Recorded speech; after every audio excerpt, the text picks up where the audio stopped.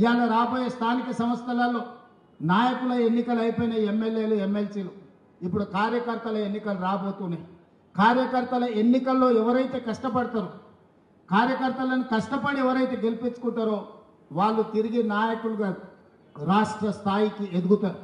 అందుకే ఈరోజు పార్టీ నిర్మాణంలో భాగస్వాములు కావాలి. స్థానిక సంస్థల ఎన్నికల్లో పార్టీ కార్యకర్తలను గెలిపించుకోవాలి. అప్పుడే పార్టీ బలోపేతం అవుతుంది.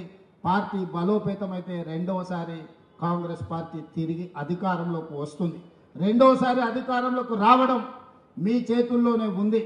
ఇవాళ ఈ వేదిక మీద నుంచి నేను ఒక్క మాట చెప్పదలుచుకున్న మిత్రులందరికీ, 94 నుంచి 2004 వరకు 2 సార్లు తెలుగుదేశం పార్టీ ఆనాడు అధికారంలో ఉన్నది. 2004 నుంచి 2014 వరకు ఆనాడు కాంగ్రెస్ పార్టీ 2 సార్లు అధికారంలో ఉన్నది.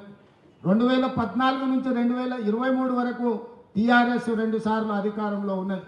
2023 నుంచి 2033 వరకు 10 సంవత్సరాలు కాంగ్రెస్ పార్టీ తప్పకుండా అధికారంలో ఉంటుంది.